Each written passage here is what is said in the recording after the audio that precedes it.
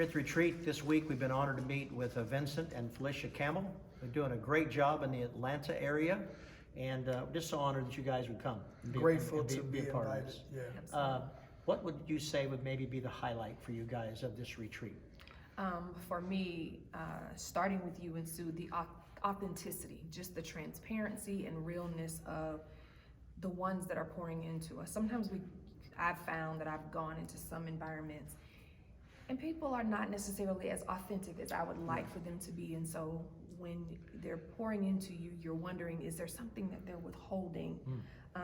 Because it's not just 100% honest, but this environment, it has just been amazing. And I think everyone that I've encountered or that's shared is sharing from a true and a real place. Okay. I think for me, the trifecta that you talk about in the preaching element, know, feel, and do, all three of those areas were covered. There's a lot of knowledge that was shared. Today was probably the most emotional, spiritual day, and then you gave us a lot of things to do that we can implement in our ministries and also in our marriages. So I think the trifecta was the thing for me. Awesome. What in your marriage did we help have you maybe focus on more, or something maybe you hadn't thought about? Highlight for that? For me, I didn't realize that we've been married almost 20 years, and I didn't realize that there were so many things that he enjoyed doing that I did not like to do with him and had kind of pulled myself away from. And so you asked us a question about, finding things again that you can do together, and that really made me think. And I'm like, okay, I have to grow in this area. Even though I don't like fishing, I'm going to go and just be there, the ministry of presence. And so You're more spiritual than I am. Yeah. When my wife fishes, but okay. it's only because I know that I need, but That's that was awesome. an area that was highlighted for me. Okay. How about you? To me, the intentionality of the worksheet and the homework that you gave us, to have dedicated time to sit down and be intentional. Yeah.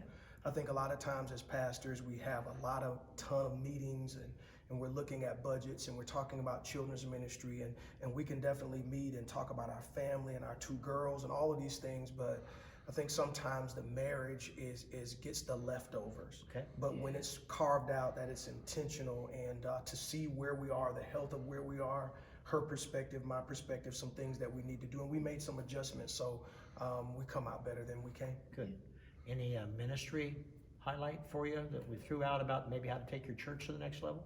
Oh man, so many quotes. You talk about burnout is the result of broken relationships, speed of the leader, speed of the team, all of these things to really, those are different nuggets in different ways, but for me, it's just dialing into what we do. We can't be all things to all people, even though Jesus is. I think we have to remember that we're called to impact a portion of the body, and if I do my part and you do your part and other churches do their part, all these great leaders that were here, it just helps keeps things simplified and keeps us focused on what we're graced to do and what we're called to do. Awesome. Okay. You know what? You guys are rock stars, and I mean that. I think I knew you more from the couple days you came out, but I've really been impressed with your leadership ability. And that's not just to record. I don't care whether to record that or not. But personally, you guys have got a lot to offer, and there's going to be a lot of pressure, a lot of success, a lot of temptation. Hang strong. Hang strong.